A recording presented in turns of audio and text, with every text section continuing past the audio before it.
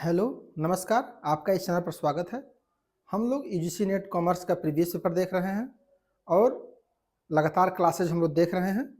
आज हम लोगों को देखना है 2016 का जुलाई का थर्ड पेपर। जानते हैं पहले की तरह थर्ड पेपर को हम लोग 2 पार्ट्स में डिवाइड करते हैं ताकि डिटेल उसकी स्टडी की जा सके और जो भी क्वेश्चन बताने लायक हैं उनको और एडिशनल बताया जाए ताकि आप लोग को उस टॉपिक पर टोटली कंप्लीट हो जाए। तो चलते हैं, क्लास में बने रहिए। निश्चित रूप से कुछ चीज़ें बेहतर समझने को मिलेंगी, कुछ चीज़ें जो आप जानते भी होंगे नहीं भी जानते होंगे, कुछ अलग देखने को मिलेगा। तो चलिए चलते हैं क्वेश्चन पर। देखिए यहाँ पे क्या है, read the following, select the right code. Right code select करना है। जैसे स्टेटमेंट फर्स्ट है, स्टेटमेंट फर्स्ट है a custom to be a valid should be provided to be immemorial but may not be ancient. यहाँ पर बताया जा रहा है कि एक कस्टम प्रूव्ड होना चाहिए नैतिक रूप से, ओके, जो पहले से कल्चर चला रहा है, कस्टम चला रहा है, परंपरा। लेकिन बोला जा रहा है but may not be ancient, प्राचीन नहीं होना चाहिए। तो ये गलत है। क्यों? क्योंकि आप जानते हैं कोई भी कस्टम आ रहा है, कोई भी परंपरा हमारी आ रही है, कोई भी हमारा ट्रेडिशनल चला रहा है, वह सभी एंशिएंट से चला रहा है, बहुत दिनों से चीज़ें चला रहा है। तो इसलिए ये गलत हो जाएगा, राइट। नेक्स्ट है the principle of judicial decision which is only authoritative is known as ratio डिसेंडेंडी।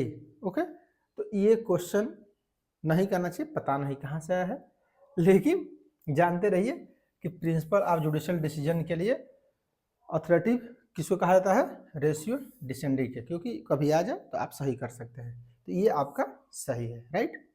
तो यहाँ पर हो जाएगा statement 2 is true but statement first is false. False क्यों है? क्योंकि एंशिएंट नहीं हो रहा है। तो ये चीज़ें जानते रहिए कि कस्टम जो हमारा आता है वो एंशिएंट से आता है, राइट। नेक्स्ट है to a become director in a company the person must obtain. यहाँ पर पूछा रहा है यदि कोई कंपनी का एक डायरेक्टर बनना चाहता है तो उस डायरेक्टर को कौन सा नंबर जरूरी है? ओके, तो यहाँ पर business licence, director licence, TIN, DIN, तो ये डायरेक्टर आइडेंटिफिकेशन नंबर की आवश्यकता पड़ती है। ओके, ये डायरेक्टर लाइसेंस है और इसकी क्या है, 18 ईयर से कोई भी जिसकी ज़्यादा है वो ये ले सकता है। जैसे पैन कार्ड होता है नंबर, उसी तरह से ये भी है, राइट। नेक्स्ट है which of the following is not a Maharatna industry in India. कौन सी महारत्ना इंडस्ट्री नहीं? देखिए जब क्वेश्चन आया था तो उस समय CIL नहीं था, और सॉरी ऑयल इंडिया लिमिटेड, लेकिन अब ये भी है। तो यहाँ महारत्न कंपनी कौन कौन होती है? महारत्न, नवरत्न। ओके, इस समय भारत में महारत्न कंपनी कितनी है? 13, और नवरत्न कंपनी है 16, राइट। इसमें देखिए कुछ क्राइटेरिया बनाया गया है कि कौन सी नवरत्न कंपनी जो है महारत्न कंपनी बनेगी। तो इसके संबंध में समझिए, फर्स्ट ये है कि ग्लोबलाइट कंपनी होनी चाहिए। ग्लोबलाइट कंपनी मीन्स वैश्विक रूप से उसका बिजनेस हो। सेकेंड, सेबी में रजिस्टर्ड हो, security board of exchange of India में रजिस्टर्ड हो, स्टॉक हो, ये सब चीज़ें होना कंपलसरी है। थर्ड पे इसका जो प्रॉफिट हो, प्रॉफिट, ओके, ये कितना होना चाहिए? 5000 करोड़, 5000 करोड़ 3 ईयर्स एवरेज। यदि लास्ट 3 ईयर्स का एवरेज निकाला जाए तो 5 करोड़ रुपए, 5000 करोड़ रुपये आना चाहिए, राइट। ये इसका आंसर है। फोर्थ में क्या है, इसका नेटवर्थ कितनी होनी चाहिए? 15000 करोड़, ओके, और ये भी 3 ईयर्स का है, लास्ट 3 ईयर्स। और टर्नओवर कितना होना चाहिए? टर्न ओवर ये होना चाहिए 25,000 करोड़, ये भी 3 ईयर्स, राइट। यहाँ ये है कि एक साल का केवल 5,000 करोड़ नहीं देखा जाएगा। मान लीजिए किसी वर्ष 5,000 करोड़ हो गया तो ऐसा नहीं कुछ दिन मान लिया जाएगा, राइट। ये जरूरी है कि लास्ट 3 ईयर्स में 5,000 करोड़ से ऊपर प्रॉफिट हो, 5,000 करोड़ से ऊपर प्रॉफिट हो। या उसकी नेटवर्थ 15,000 करोड़ रुपये से हो या टर्नओवर हो, तो ये इसकी क्राइटेरिया है। जो इसको फुलफिल करते हैं नवरत्न कंपनियाँ, ये महारत्न कंपनी में कन्वर्ट हो जाती है, राइट। तो कुछ और फैसिलिटी मिलता है कि 1000 करोड़ 1000 करोड़ रुपये तक इन्वेस्टमेंट के लिए डिसीजन नहीं लेना पड़ेगा गवर्नमेंट से, उससे ले सकती हैं। तो ये सब चीज़ें फैसिलिटीज़ मिल जाती हैं, राइट। तो आई होप क्लियर हो गया होगा। नेक्स्ट है यहाँ पर question, exchange control, price control, import control, legislative control. तो यहाँ पर पूछा जा रहा है कि एक्सचेंज कंट्रोल कब करेंगे, राइट, प्राइस कंट्रोल कब करेंगे, इंपोर्ट कंट्रोल कब करेंगे, लेजिस्लेटिव कंट्रोल कब करेंगे, राइट। तो इसके संबंध में क्या है, एक्सचेंज कंट्रोल होता है डोमेस्टिक फर्म के लिए, ओके। एक्सचेंज में कंट्रोल करिए, डोमेस्टिक फर्म बनाइए, राइट। नेक्स्ट क्या, प्राइस कंट्रोल, मास कंजम्पशन प्रोडक्ट, प्राइस क्या कि व्यापक मात्रा में जो कंजम्पशन हो रहा है उसके लिए मास, ओके। नेक्स्ट है इंपोर्ट कंट्रोल। इंपोर्ट कंट्रोल क्यों करना है, एडवर्स बीओपी के लिए, बैलेंस ऑफ पेमेंट जो है, यदि ज़्यादा इंपोर्ट कंट्रोल नहीं करेंगे तो ज़्यादा इंपोर्ट होने लगेगा चीज़ें फॉरेन से, तो हो सकता है कि बैलेंस ऑफ पेमेंट आपका एडवर्स हो जाए। तो एडवर्स की बात की जा रही होगी, और हमेशा जानते हैं कि भारत का एडवर्स ही रहता है, तो इसमें कोई प्रॉब्लम नहीं है। और लेजिस्लेटिव कंट्रोल क्या है, इंडस्ट्रियल लोकेशन, तो विधायिका के द्वारा कंट्रोल करना है इंडस्ट्रियल लोकेशन की। तो आई होप क्लियर हो चुका होगा कि किस प्रकार से इस क्वेश्चन को सॉल्व करेंगे। नेक्स्ट है मैच द फॉलोइंग, यहाँ पर क्या करना है, मैचिंग कराना है। देखिए प्रोविजन ऑफ टैक्स, आप जानते हैं प्रॉफिट लॉस अकाउंट का एप्रोप्रिएशन अकाउंट में क्रिएट होता है, तो ये प्रोविजन है, राइट। लाइव स्टॉक क्या है, मीन्स जीवन कोई उस टाइप का स्टॉक है, जीवित टाइप का, तो ये क्या है, फिक्स्ड एसेट्स है, राइट। सन्डी डेटर्स आप जानते हैं करंट एसेट्स है, और इंटरेस्ट अकाउंट और unsecured loan is that is unsecured loan. तो ये तो इजी था, इसमें कोई ज़्यादा बताने वाली चीज़ नहीं थी, राइट। चलते हैं नेक्स्ट। देखिए नेक्स्ट क्वेश्चन है पार्टनरशिप से। नेक्स्ट क्वेश्चन जो है पार्टनरशिप से है। यहाँ पर बताया जा रहा है कि पार्टनरशिप, यहाँ पर क्या है, कोई भी ABCD ले लीजिए, 4, 3, 2 पार्टनरशिप है। 1.1/8 के शेयर से एक दूसरे व्यक्ति डी को लाया जा रहा है। देखिए कोई भी न्यू पार्टनर्स की एंट्री कराई जा रही है, तो सिंपल सी बात, स्टार्ट कहाँ से किया जाता है, यहाँ से, हमेशा ध्यान रखिए। 1.8 है, सॉरी 1/8, तो यहाँ पर देखना है कि रेस्ट ऑफ कितना बचेगा। ये तो 1/8 का है, तो इसको सॉल्व करने के लिए क्या होता है कि सभी जानते हैं कि पूरी प्रॉफिट 1 हिस्से में डिवाइड हो गई, मीन्स कोई भी चीज़ होती है उसको डिवाइड किया जाता है तो एक होता है उसका, तो 1 माइनस में से 1-8 कर देना है। ये क्यों करते हैं ऐसे समझ लीजिए, ये इसलिए करते हैं, इसका मतलब क्या है कि 1.1 डिवाइड बाई 8 इसका हो गया, और 7 डिवाइड बाई 8 इन सब का हो गया, इसलिए तो रेस्ट आप ये सब है, क्योंकि 1 में से 8 माइनस कर दिए। अब क्या है कि सभी में से मल्टीप्लाई करते रहना, जैसे A है, A 4, 4, 3, 2, तो ये क्या हो गया 9, ओके। तो 4 divide by 9, 3 divide by 9, 2 divide by 9, ऐसा तो कर ही सकते हैं। ये 4 divide by 9 multiply by 7.7 divide by 8 जो आए। B के लिए कर लीजिए 3 डिवाइड बाई 9 मल्टीप्लाई बाई 7 जो रेस्ट ऑफ अमाउंट है, ओके। C इसका क्या हो जाएगा 2 divide by 9 multiply by 7 divide by 8, तो यहाँ 72, ओके, 28, 72, 21, इसका 72, 14। अब देखिए अब इक्वल करना है सबको, इक्वल करना है। अब जबकि ये तो 1 डिवाइड बाई 8 का है, राइट। तो अब क्या करना है कि ऐसा कुछ करिए 1 डिवाइड बाई 8 को कि ये नीचे वाला अगर डिनोमिनेटर इक्वल कर देंगे तो ऊपर वाली चीज़ें बराबर हो जाएंगी। तो इसमें क्या करना है, ऐसा करिए कि किससे मल्टीप्लाई करें कि 72 हो जाए, तो इसमें डिवाइड मल्टीप्लाई बाई 9 कर देंगे, तो ये देखिए 72 हो जाएगा, डिनोमिनेटर और 9 बराबर हो गया। इसका मतलब क्या है कि अब इस हिसाब से हो सकता है कि 28, 21, 14 और 9, तो ये आपका सही हो जाएगा, राइट। ये क्यों किया, इक्वल करने के लिए, क्योंकि आप जानते हैं, इतना पढ़े ही होंगे कि यदि सभी ये इक्वल हो जाते हैं नीचे की चीज, तो जो ऊपर वाला है उसी रेशियो में डिवाइड हो जाते हैं, राइट। तो इस तरह से क्वेश्चन को आप सॉल्व कर सकते हैं, राइट। अब नेक्स्ट क्वेश्चन है, from the following information find out number must be sold by the firm earning profit. देखिए, ये अर्निंग प्रॉफिट कैलकुलेट करने के लिए जैसे भी आप कैलकुलेट कर सकते हैं, लेकिन इसका जो फॉर्मूला है वो ये है, कंट्रीब्यूशन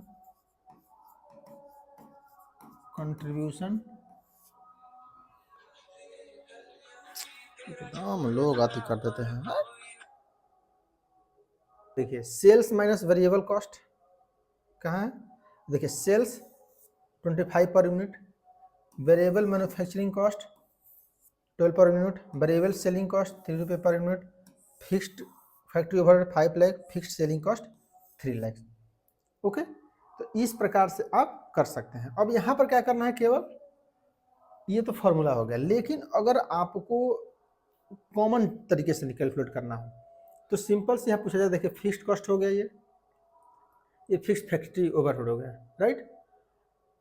इसमें इतना प्रॉफिट जोड़ देंगे तो इसका मतलब कि हमको इतना यदि मिल जाएगा, जैसे 3 lakh, okay, plus 5 lakh plus 80,000, इतना हमको चाहिए। क्यों? क्योंकि ये कॉस्ट हमारी दोनों है और इतना प्रॉफिट चाहिए, 80,000, इतना प्रॉफिट हमको चाहिए।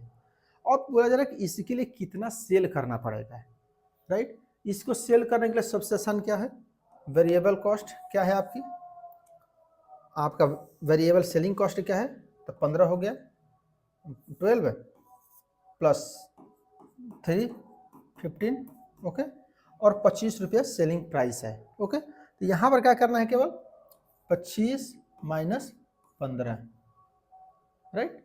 अब इसको क्या करना है, 8,80,000 डिवाइड बाई 10, ओके, 88,000 आ जाएगा, राइट। ये कॉमन ट्रिक से है, राइट। ये कंट्रीब्यूशन इस तरह से भी कैलकुलेट कर सकते हैं, लेकिन सबसे इजी तरीका यही है जो कॉमन तरीके से आप सॉल्व कर सकते हैं। फिर समझ लीजिए क्या करना है, आपको 80,000 की प्रॉफिट चाहिए, लेकिन कॉस्ट क्या है 5 लाख, 3 लाख, तो 3 लाख कॉस्ट जोड़ देंगे तो कॉस्ट आ गया, कॉस्ट के प्लस कितना हमको प्रॉफिट चाहिए, तो ये कॉस्ट आ गया, तो ये प्रॉफिट चाहिए हमको 80,000 रुपये, ओके। तो उसमें प्रॉफिट जोड़ दिए ताकि उतना सेल करने के लिए कितना चाहिए, और ये वेरिएबल मैन्युफैक्चरिंग और सेलिंग प्राइस जानते हैं, सेलिंग प्राइस में से कॉस्ट को, वेरिएबल कॉस्ट को माइनस कर देंगे, राइट। इससे क्या होगा कि पर यूनिट कॉस्ट आपकी डिटरमाइन हो जाएगी। तो इसका मतलब क्या है कि 88,000 यूनिट अगर हम सेल कर देंगे तो कंपनी को 80,000 का प्रॉफिट हो जाएगा, इसका मतलब यही है, राइट। तो चलते हैं नेक्स्ट क्वेश्चन पे, which of the following is not a cash inflow, कौन सा कैश इनफ्लो नहीं है, तो कैश इनफ्लो होने के लिए पैसा आना चाहिए, राइट। और पैसा आने के लिए देखिए, डिक्रीज इन क्रेडिटर्स, सबसे ज़्यादा कन्फ्यूजन वाली बात जानते हैं, यही दो है सबसे ज़्यादा। ये तो बहुत इजी है समझना है, जैसे इशू ऑफ शेयर इशू करेंगे तो पैसा आएगा ही, ये सही है, कैश का इनफ्लो हो रहा है। सेल ऑफ फिक्स्ड एसेट्स, कोई पैसा फिक्स एसेट सेल कर देंगे तो ही पैसा आ रहा होगा, तो ये तो इनफ्लो सीधा सीधा दिख रहा है कि नहीं, इसमें तो कोई इफ बट है ही नहीं, राइट। सबसे ज़्यादा इफ बट किस में है, decrease in creditors, decrease in debtors. इसका एग्जाम्पल समझिए तो आपको समझ में आ जाएगा इजीली, और उस एग्जाम्पल को लाइफ टाइम याद भी रखिए, ओके। क्योंकि एक चीज़ ध्यान रखिए, कोई भी सिद्धांत हो, अगर आप एग्जाम्पल से याद रख लेते हैं तो डेफिनेटली आपको चीज़ें बहुत ईजी हो जाती हैं, राइट। अब यहाँ पर देखिए फर्स्ट पे डिक्रीज इन क्रेडिटर्स, आप जानते हैं क्रेडिटर्स किधर होगा, लायबिलिटी साइड में होगा, ओके, लायबिलिटी साइड में क्रेडिटर होगा, क्रेडिटर्स, ओके। मान लीजिए क्रेडिटर्स 10 लाख रुपए का था, मीन्स 10 लाख रुपए कंपनी को किसी को देना था, इसका मतलब यही हुआ ना, क्रेडिटर्स मीन्स 10 लाख रुपए किसी को देना है। और डिक्रीज इन डेटर्स, डेटर्स किधर होंगे, एसेट्स में, ओके, बैलेंस शीट के एसेट्स में होगा। ये भी मान लीजिए कि 5 लाख है, डेटर्स 5 लाख है, ओके, 5 लाख। अब दोनों को सिचुएशन पीस पर रखते हैं, डिक्रीज इन क्रेडिटर्स, अब क्या हुआ कि क्रेडिटर्स 10 लाख के थे, अब डिक्रीज करना है, कम करना है, तो तो अब मान लीजिए कि नेक्स्ट ईयर क्या हुआ कि 7 लाख हो गए। अब ये बताइए 7 लाख हुआ तो 3 लाख तो पैसा दिए ना। फिर समझिए, क्रेडिटर्स को देना था 10 lakh, next year, next month, next week बचा 7 लाख। इसका मतलब कि 3 लाख रुपए दे दिए हैं, दे दिए कि नहीं। अब क्या, अगर 3 लाख रुपए दे दिए इसका मतलब आउटफ्लो हो गया कि नहीं। देंगे तभी तो आउटफ्लो होगा, देना का मतलब क्या है, पैसा आपसे बाहर जा रहा है, इसलिए इनफ्लो तो नहीं हो रहा है, आउटफ्लो हो गया पैसे का, राइट। अब इसका समझिए डिक्रीज, तो आपको समझ में, क्योंकि ऑप्शन तो इसी में से एक होना है, राइट। अब मान लीजिए कि डेटर्स कितना है, 5 लाख, मीन्स 5 लाख रुपए किसी से लेना था। कंपनी क्या है, किसी को लेना था पैसा, 5 लाख रुपए उधारी था, मान लीजिए किसी से कंपनी को लेना था। अब क्या हुआ, डिक्रीज कर गया। मान लीजिए 5 लाख था, नेक्स्ट ईयर, नेक्स्ट वीक क्या हुआ, 2 लाख बच गया। अब ये बताइए, डेटर्स 5 लाख रुपया किसी से लेना था हमको, जो हमारा उधार लिया था, और उसमें से 2 लाख रुपया अब लेना है। इसका मतलब क्या, 3 लाख मिल गया ना, मिल गया कि नहीं। तो इसका मतलब क्या है कि ये भी इनफ्लो हो रहा है पैसे का, हो रहा है कि नहीं। कि जो 5 लाख लेना था, अब 2 लाख लेना, 3 लाख मिल गया तो इनफ्लो हो गया। ओके, इनफ्लो में से अंदर आना, आउटफ्लो में से बाहर जाना। और इसमें क्या है, डिक्रीज, तो हम दे दिए 10 लाख में से 7 लाख बचा, तो हम दे दिए 3 लाख, दे दिए तो आउटफ्लो हो गया पैसे का। तो इस तरह से ये ऑप्शन आपका सही हो जाएगा, राइट।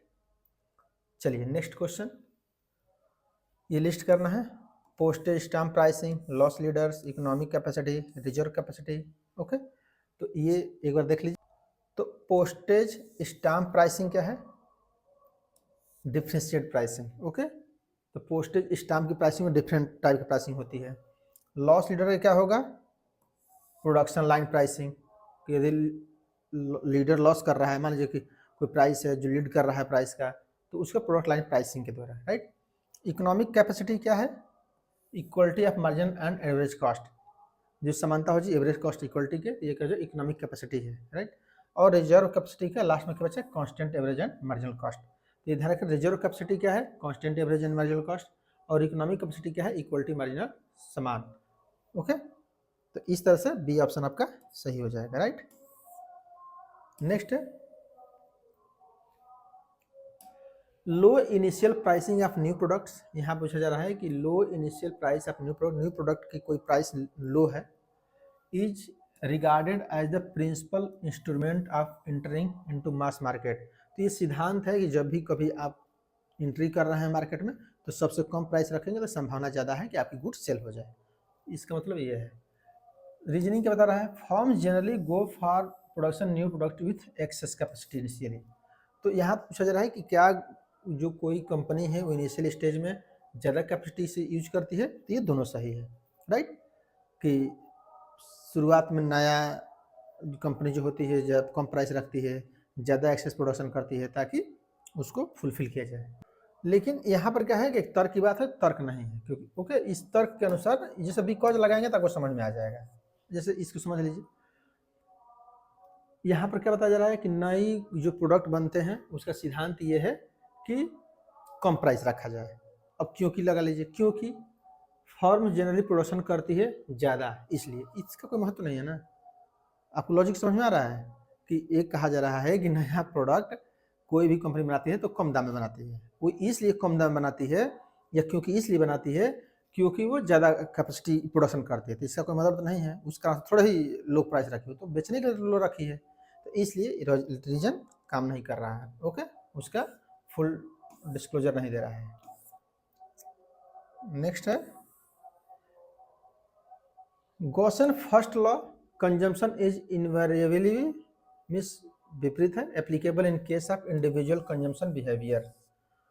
मिस गोजन का प्रथम लॉ जो होता है वो विपरीत रूप से प्रयोग होता है इंडिविजुअल कंजम्पशन बिहेवियर में, राइट। नेक्स्ट है it serve as an important determination to demand for the goods and service in the market. तो ये सही बात है, गोसन का फर्स्ट लॉ निश्चित रूप से महत्वपूर्ण होता है गुड्स एंड सर्विस की डिमांड को इंक्रीज करने के लिए, स्टडी करने के लिए।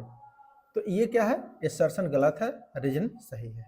क्यों सही है, क्योंकि ये इनवेरिएबल नहीं है, राइट, एप्लीकेबल नहीं होता है, ये हमेशा जो सोचा जा रहा है विपरीत टाइप से वैसा ही हो रहा है, राइट, इसलिए गलत हो जा रहा है।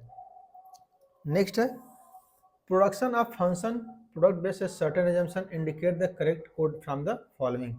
यहाँ पर जो प्रोडक्शन फंक्शन किस पर डिपेंड करता है, तो यहाँ पर क्या है, कॉम्प्लीमेंट्री मीन्स पूरक, सब्स्टिट्यूटेबिलिटी, प्रोडक्ट इलास्टिसिटी, स्पेसिफिसिटी। तो यहाँ पर क्या है, कॉम्प्लीमेंट्री भी सही है, सब्स्टिट्यूट भी सही है, प्रोडक्ट इलास्टिसिटी से कोई मतलब नहीं है, राइट, उसके एजम्पशंस नहीं है, राइट। नेक्स्ट है which of the following not a characteristic of normal distribution. तो जानते हैं नॉर्मल डिस्ट्रीब्यूशन के मैं बताया था कि जो ही नॉर्मल डिस्ट्रीब्यूशन आए तो समझिए कि इसकी इस प्रकार से करो बनना है, राइट। हमेशा देखे होंगे ऐसा हम बनाते भी हैं, उसी को देखना है, इसी को देखते हुए बताना है आपको। Mean median mode for the normal distribution is equal, तो सही बात है, मीन मीडियन और मोड इक्वल होते हैं नॉर्मल डिस्ट्रीब्यूशन में, राइट। पॉजिटिव में अब रिवीजन भी आप लोग करा दे रहा हूँ, पॉजिटिव हो गया मान लीजिए तो मीन मीडियन मोड ऐसे कर लीजिए, मीन सबसे बड़ा हो जाएगा, और यदि माइनस में आ गया तो मीन मीडियन मोड, तो ये मोड सबसे बड़ा हो जाता है। तो आपसे कभी पूछा जाए कि माइनस क्रोटेसिटी में सबसे बड़ा क्या होता है, तो मोड होता है। आपसे पूछा जाए कि पॉजिटिव जब करो बनता है तो उस समय सबसे ज़्यादा क्या होता है, तो मीन सबसे बड़ा होता है, सबसे ज़्यादा छोटा मोड हो जाएगा। इस तरह से आप याद कर सकते हैं, राइट। तो ये पहला हो गया। The two tailed of the normal curve extend infinity in the direction never touch the horizontal axis.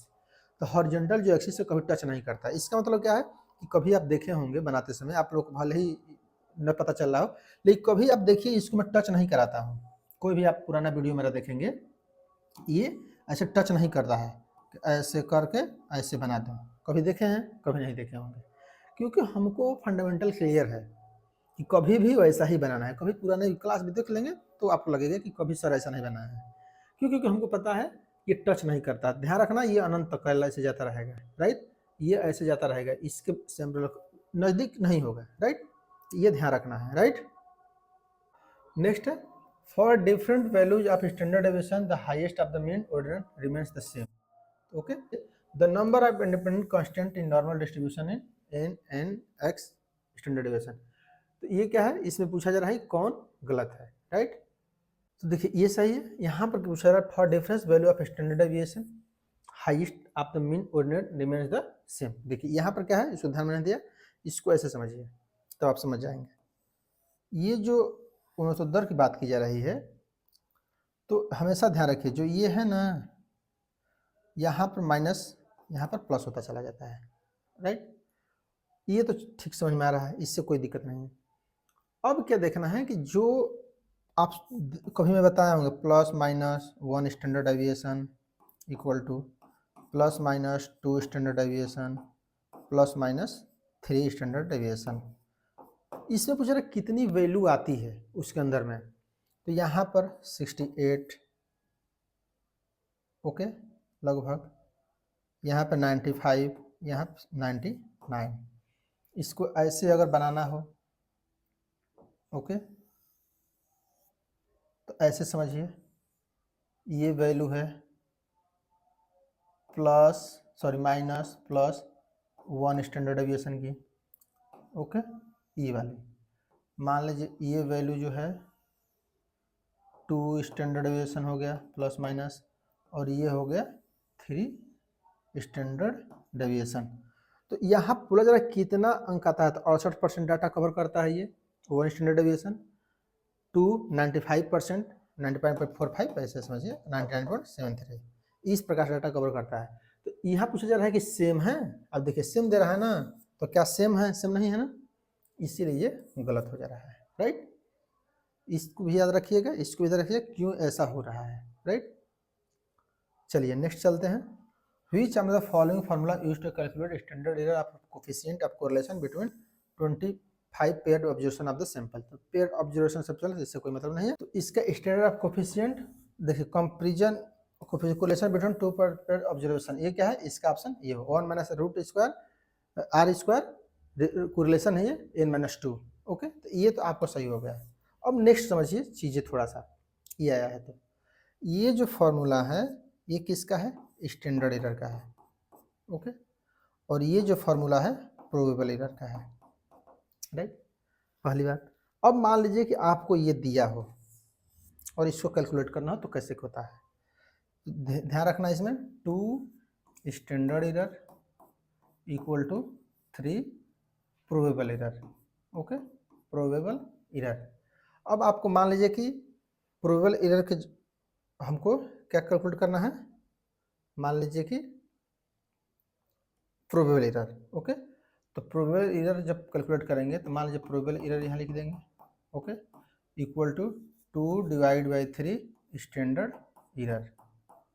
Okay, ये तो कर ही सकते हैं। अब 2 डिवाइड बाई 3 स्टैंडर्ड एरर का फार्मूला रख देखते हैं। स्टैंडर्ड एरर का फार्मूला क्या है? 1 minus R correlation square root N. Okay, और 3 में 2 से डिवाइड करेंगे ना ऐसे। ओके, तो 6, तो 2 आ जाएगा, फिर 6। ओके, तो ये ऐसे आता रहेगा, राइट। उसी को यहाँ पर लिखा जा रहा है 6 7 4 5। समझ गए? इस प्रकार से कैलकुलेट होता है। तो ये भी जानते रहिए 2 standard error equal to 3 probable error होता है। ओके, और ये भी जानते रहिए किस प्रकार से कैलकुलेट होता है, राइट। चलिए नेक्स्ट चलते हैं। यहाँ पे non parametric test are based on some assumption about the parent population from which the sample has been drawn।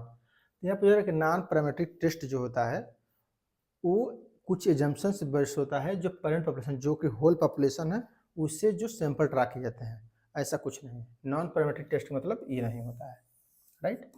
कि कोई पैरामीटर है, उस पैरामीटर में कोई एजम्पशन है, इसलिए हम कह रहे हैं, इसका कोई मतलब नहीं है, इसलिए ये तो गलत हो जाएगा।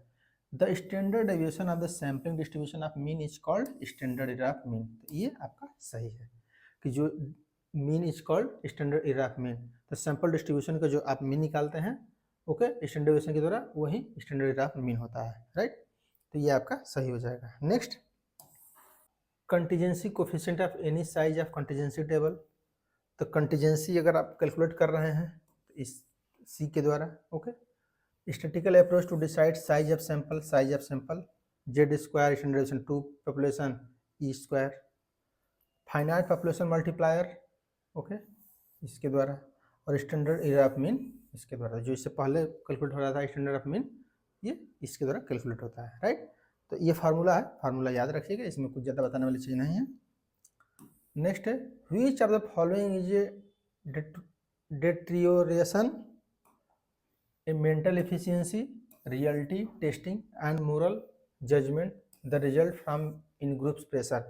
तो रियलिटी टेस्ट हो रहा है, मोरल टेस्ट हो रहा है, मेंटल मानसिक मतलब टेस्ट, वास्तविकता टेस्ट, मोरल टेस्ट, नैतिक टेस्ट हो रहा है। तो ये क्या है? ये ग्रुप थिंकिंग हो रही है, right. Next, according to Fiedler contingency model leadership. Fiedler की कंटीजेंसी थ्योरी है, आप जानते हैं। Favourable of situation depend which combination of the following. तो देखिए फिडलर की कंटीजेंसी थ्योरी में दो चीज़ें, एक इधर पीपल ओरिएंटेशन होता है, इधर टास्क ओरिएंटेशन होता है, और एक पावर की बात की जा रही है। ओके, लीडर कौन कौन सी पावर यूज करता है, इसी के आधार पर डिवाइड होता है। यहाँ देख लीजिए, लीडर मेंबर रिलेशनशिप तो सही, ये पीपल है और ये टास्क है। ओके, लीडर मेंबर में रिलेशनशिप देखा जाएगा।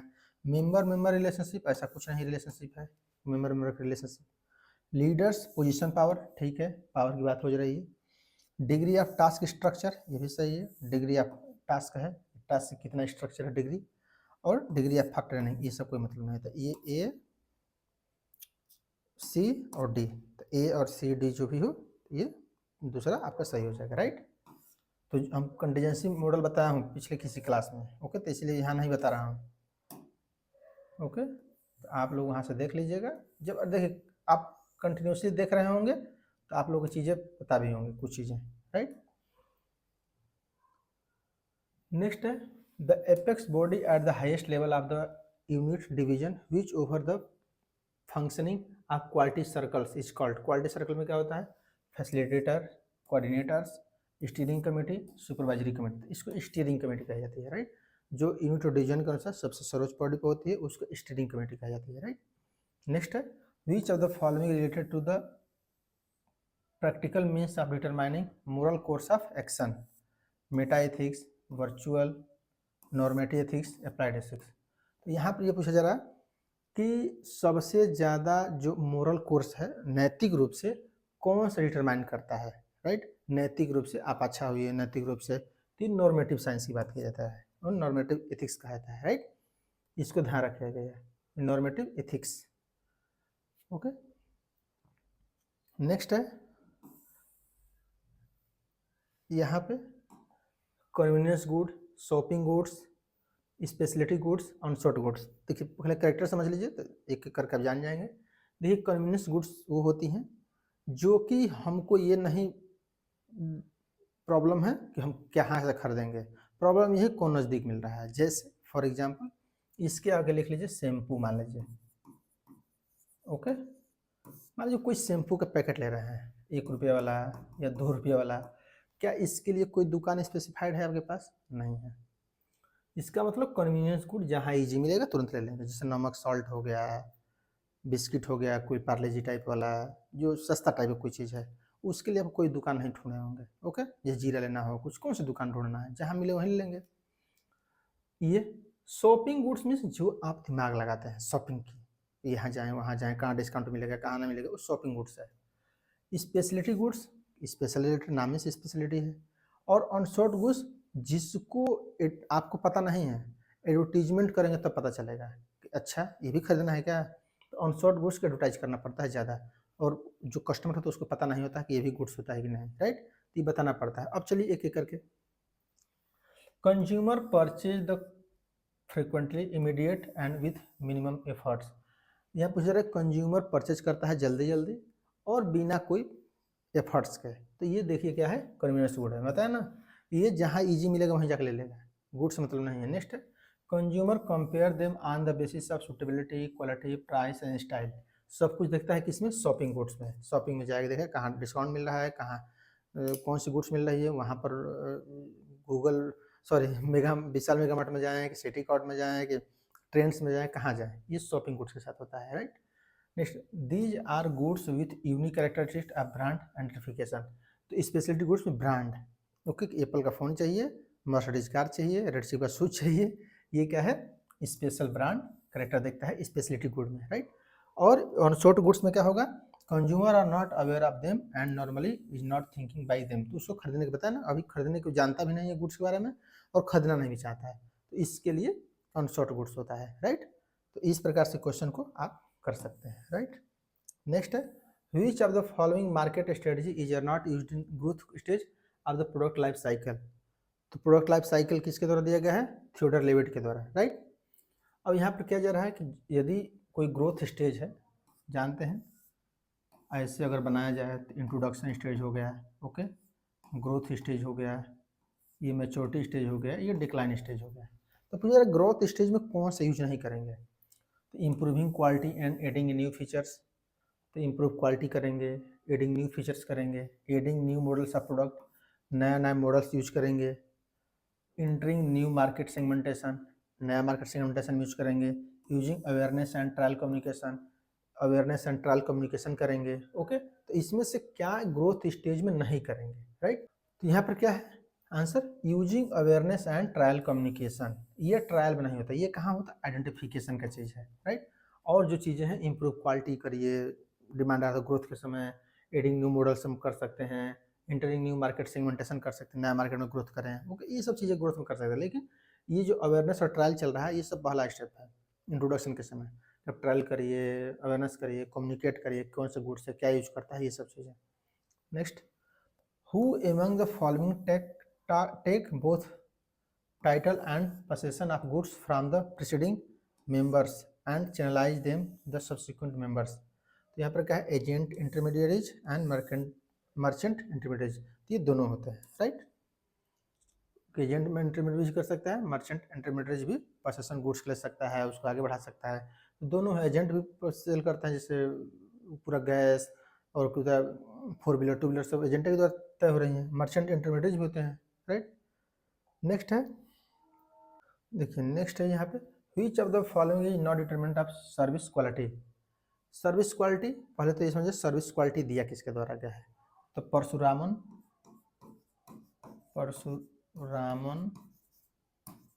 ओके, जेथमल एंड वेरी। ओके, इनके द्वारा दिया गया है, पहली बात तो ये है, राइट।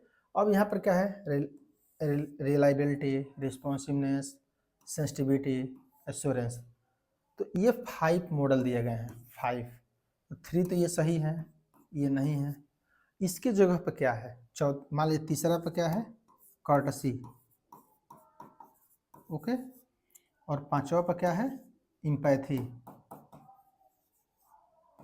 ओके, इम्पैथी मीन्स कि जब आप मान लो रेस्टोरेंट में जाते हैं, देखिए एक लोग हमेशा देखते रहते हैं, सर क्या लेंगे, चाय लेंगे, बिस्किट लेंगे, पानी लेंगे, क्या लेंगे, तुरंत देखते रहते हैं। इसको इम्पैथी कहा जाता है कि जहाँ पर आप जा रहे हैं भोजन करने, चाहे जो भी कुछ, अगर वो आपको हमेशा ध्यान रख रहा है कि आप ये नाश्ता ले लीजिए, ये ले लीजिए, ये ले लीजिए, तो उसको इम्पैथी कहा जाता है। कर्टसी मीन्स कर्टसी फॉलो करना, कि आके पूछ लेना, ये सब चीज़ें। तो ये 5 चीज़ें इनके द्वारा दी गई हैं, इसको ध्यान रखना है, राइट।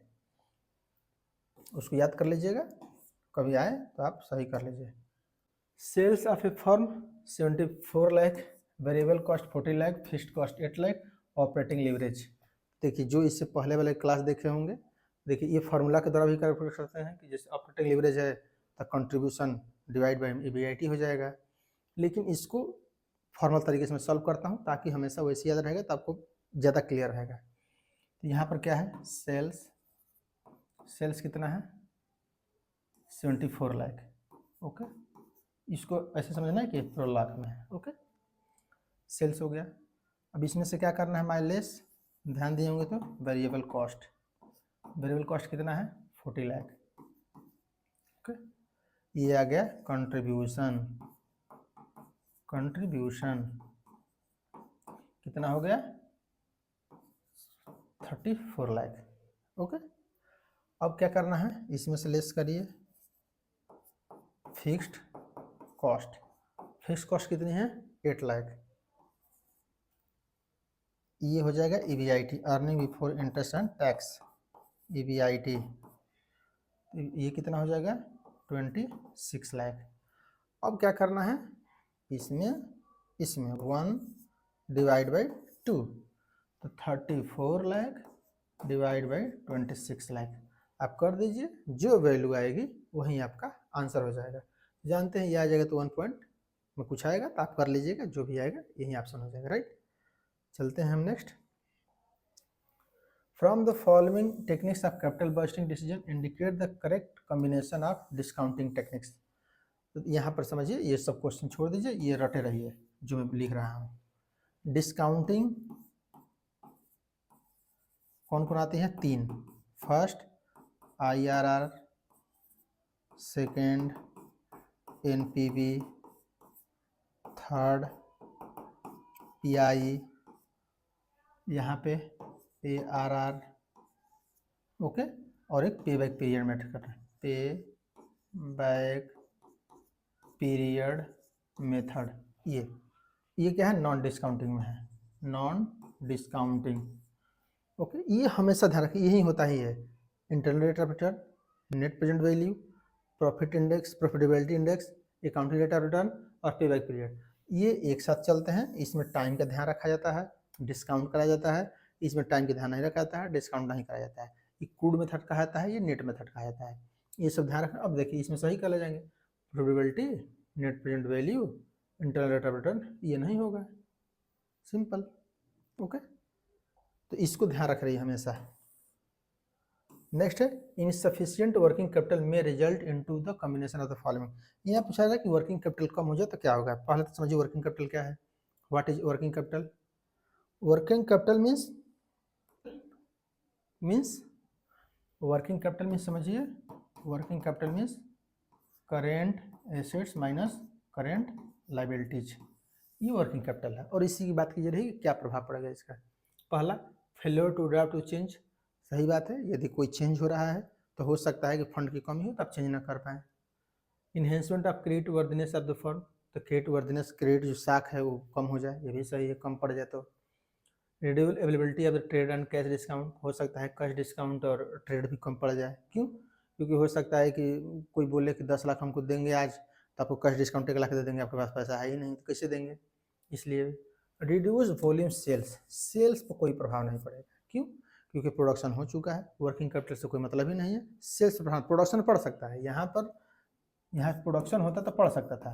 क्यों? क्योंकि करंट एसेट्स में जानते स्टॉक आता है, तो स्टॉक जो भी रॉ मटेरियल्स हैं यदि आप परचेज नहीं करते हैं तो निश्चित रूप से आ जाएगा। तो इसलिए करंट एसेट्स में सेल प्रोडक्शन होता तो आ जाता है, लेकिन सेल्स नहीं आएगा, राइट। तो आप इस तरह से क्वेश्चन सॉल्व कर सकते हैं। Which the combination of the following represent the assumption of the Walter dividend model? देखिए वाल्टर डिविडेंड मॉडल तो आप जानते हैं इसका फॉर्मूला क्या है, D plus R divide by K E minus D बटा में के। इस तरह से आप फार्मूला कैलकुलेट करते हैं। इसे पूछा जा रहा है क्या चीज़ें नहीं है। देखिए कुछ चीज़ें नॉर्मल समझिए, डिविडेंड डिसीजन आ जाएगा। पहला, the company has a very long perpetual life, एकदम सही है। चाहे कोई डिसीजन मॉडल आ जाए, चाहे वाल्टर मॉडल आ जाए, गॉर्डन मॉडल आ जाए, चाहे एमएम अप्रोच आ जाए, मोदिग्लानी मिलर अप्रोच, तीनों में से परपिचुअल लाइफ होना है। पहला, all earning are either invested internally or distributed dividend, तो यहाँ सही ये भी है कि या तो री इन्वेस्ट किया जाएगा या तो डिविडेंड डिस्ट्रीब्यूट किया जाएगा, ये भी सही है। There is no flotation cost of the company, तो फ्लोटेशन कास्ट की अवेलेबिलिटी होती है। फ्लोटेशन कॉस्ट मीन्स कि यदि आप शेयर इशू करेंगे तो शेयर इशू करने में कॉस्ट लगेगी आपकी, ओके, तो सही बात है, शेयर इशू करेंगे तो खर्च तो कुछ होगा ही, इसी को फ्लोटेशन कास्ट किया जाता है, राइट। तो ये होता है, नो नहीं होता है, राइट, तो ये गलत हो जाएगा। Next, cost of capital of the company constant, तो कांस्टेंट शब्द कोई भी थ्योरी है हमेशा समझिएगा लगभग कांस्टेंट चीज़ होती है, राइट, तो इसको गलत कर दीजिएगा थर्ड को, उसके बाद जो आपका होगा सही हो जाएगा, राइट। इसको समझ लीजिए, ये सब जो लिखा है वो अलग मैटर है, उसी को वहाँ सर्च करना जो मैं बोलूँगा। पहली बात तो ये समझना है कि जॉब एनालिसिस के अंतर्गत ही आते हैं जॉब स्पेसिफिकेशन और जॉब डिस्क्रिप्शन। तो यदि आपसे पूछा जाए कि जॉब एनालिसिस का पार्ट कौन कौन है, तो first of all you are decided to job specification and job description is the part of job analysis. First आपको क्लियर होना चाहिए। ये क्या है, जॉब एनालिसिस मीन्स कि पूरी चीज़ बताया जाएगा कंपनी के बारे में, जॉब के बारे में, क्योंकि ये दोनों को लेकर चल रहा है ना, तो ये तो सब कुछ बताएगा। पहले यहाँ समझिए और इस बेहतर समझ में आएगा। जॉब स्पेसिफिकेशन अबाउट मैन की बात करता है, मैन पावर,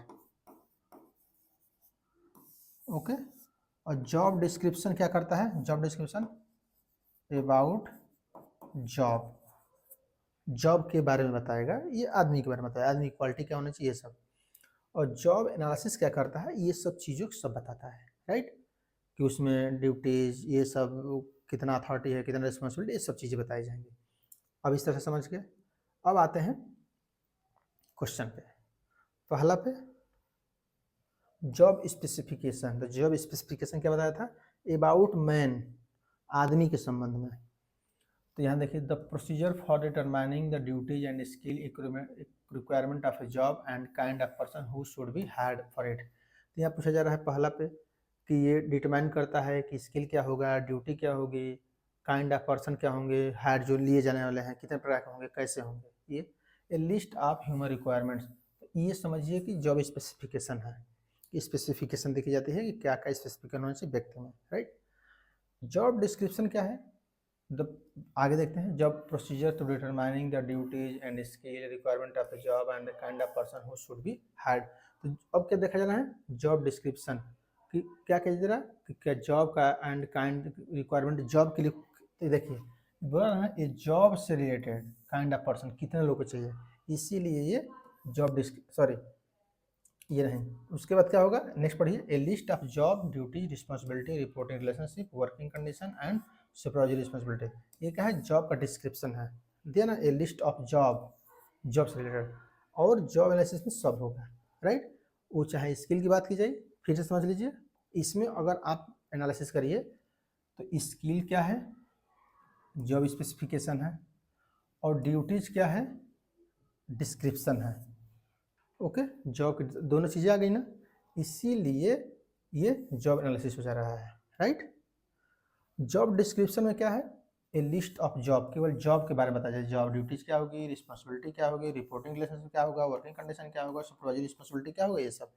तो फिर से समझ लीजिए, तो आपको क्लियर हो जाएगा। ये मैन से रिलेटेड, ओके, ये जॉब से रिलेटेड, ये मैन जॉब दोनों होता है, मैन प्लस जॉब, क्योंकि उसी का ये पार्ट है।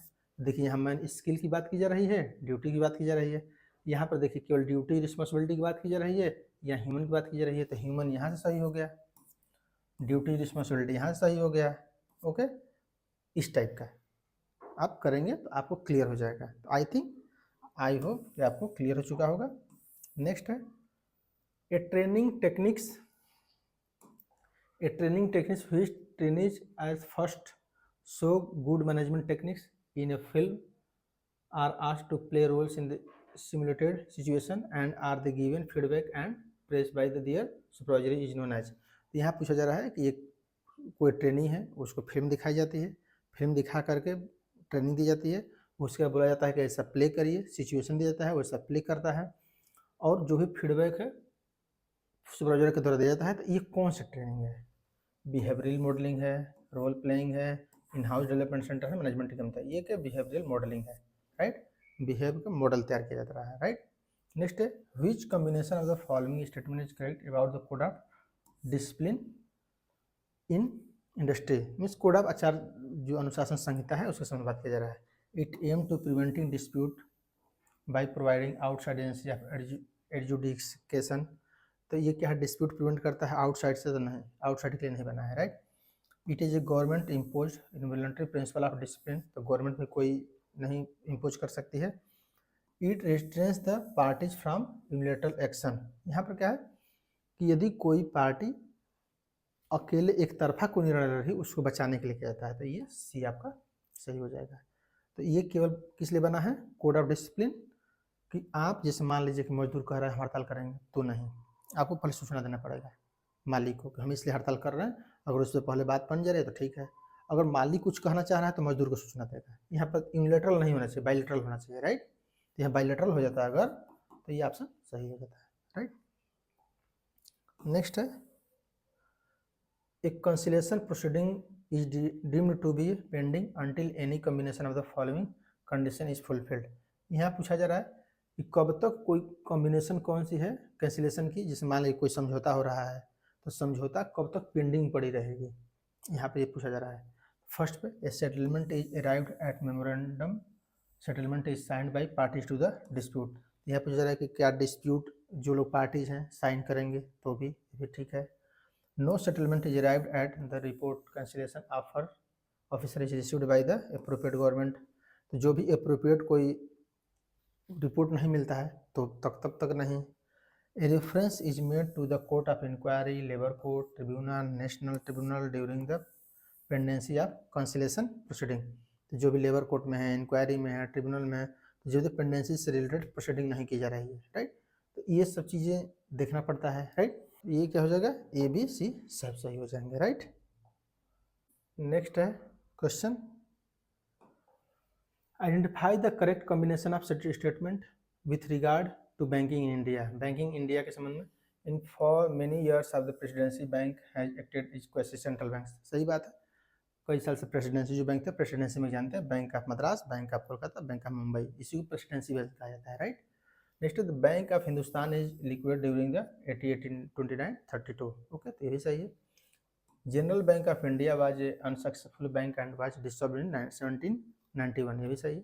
Bank of Kolkata renamed bank of Bengal, नहीं, ये क्या है, ये सब किस में कन्वर्ट होंगे, इंपीरियल बैंक में। ओके, तो जो बैंक ऑफ मद्रास है, बैंक ऑफ कोलकाता है, बैंक ऑफ मुंबई है, ये 1921 में इंपीरियल बैंक बनेंगे। ओके, और इंपीरियल बैंक तीनों मिल करके 1955 में स्टेट बैंक हो जाएंगे, ये ध्यान रखना है, राइट। नेक्स्ट क्या है, which combination of the following method of indicate quantitative method. कौन सा क्वांटिटेटिव मेथड है, कंट्रोल क्रेडिट क्रिएशन की। तो क्वांटिटी में याद रखिए, बैंक रेट है, रेपो रेट है, रिवर्स रेपो रेट है, ओपन मार्केट ऑपरेशन है, CRR है, SLR है, इतना ही होते हैं। ओके, तो बैंक रेट अभी मैंने बताया, ओपन मार्केट ऑपरेशन भी बताया, रिजर्व रेशियो भी बताया, क्रेडिट राशि नहीं बताया। तो क्रेडिट राशि नहीं, ये सब क्या है, क्वालिटेटिव है, गुणात्मक, राइट। तो ये ध्यान रखना, तो जो ऊपर के ABC होंगे वो सही हो जाएंगे।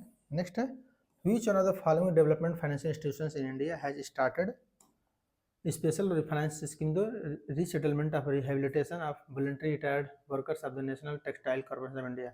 यह पूछा जा रहा है कि जो टेक्सटाइल कंपनी कपड़ा निगम से कोई रिटायर हो रहा है तो उनको रिफाइनेंस देने के लिए, रिहेबिलिटेट करने के, पुनर्वास करने के लिए वॉलंटरी रूप से जो रिटायर हो रहे हैं उनके लिए कौन सी, तो यहाँ पर क्या है, IDBI के द्वारा, industrial development bank of India के द्वारा किया जा रहा है, राइट। नेक्स्ट है स्टेटमेंट है, small industrial development bank of India SIDBI was set up as a wholly owned subsidiary RBI, सही है।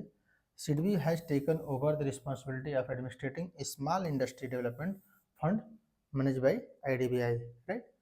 यह क्या है, small industry development bank India was set up, SIDBI was set up as a wholly owned subsidiary, RBI की subsidiary नहीं है, ये अलग से है, राइट। और ये SIDBI has taken over the responsibility of the administration small industry, यहाँ क्या क्या है, यहाँ पूछ रहे IDBI से SIDBI क्या किया ना, जो यहाँ पर स्मॉल इंडस्ट्री है उसको करने के लिए, यहाँ फिर समझ लीजिए ये RBI का सब्सिडरी नहीं है, पहली बात तो ये है।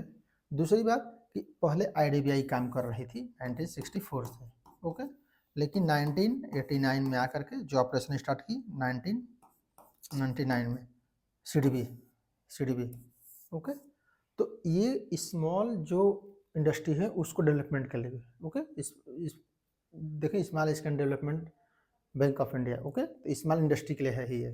तो ये IDBI के साथ होगा, मैनेज किया कि IDBI बड़े उद्योग को देखेगा और SIDBI छोटे को, स्मॉल इंडस्ट्री है, राइट।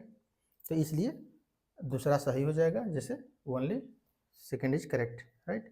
नेक्स्ट है, under the foreign trade policy following additional ports are allowed for export and import, तो ये क्वेश्चन कोई मतलब नहीं है क्योंकि 2015 से 20 तक के क्वेश्चन है, तो इससे कोई नहीं, करंट अफेयर्स का क्वेश्चन है, राइट। तो यहाँ तो क्लास को समाप्त करते हैं। आई थिंक आप लोगों को क्लास अच्छा लगा होगा। यदि आपको पसंद आया हो तो लाइक कर दीजिए, शेयर कर दीजिए, सब्सक्राइब कर दीजिए, ओके। नहीं भी करेंगे कोई दिक्कत नहीं है, सुझाव दे दीजिए, आप लाइक करिए चाहे मत करिए, शेयर करिए चाहे मत करिए, इससे कोई दिक्कत नहीं है, लेकिन कोशिश करिए कि सुझाव कुछ दे दिया करिए, क्या है, कैसे क्या किया जाए, कैसे पढ़ा जाए, ओके, ताकि उसी के अनुसार मैं बताऊँ भी, या कोई टॉपिक जानना चाहते हैं कौन सा टॉपिक पढ़ाया जाए तो 1-2 क्लास में बता ही दूंगा, राइट। क्योंकि थोड़ा सा टाइम की इसमें शॉर्टेज है, लेकिन फिर भी मैं, अगर आप लोग कहेंगे कि ये टॉपिक सर बता दीजिएगा तो निश्चित रूप से मैं उसको कवर कर लूँगा, राइट। या कुछ नहीं तो पेपर के साथ ही बता दूंगा, कहीं आ जाएगा वो तो आई होप कि आप लोग तैयारी कर रहे होंगे, तो आगे आप लोग तैयारी करते रहिए, भगवान आपको और सफलता दें। यहाँ तक क्लास को समाप्त करते हैं। Thank you for watching. जय हिंद, जय भारत।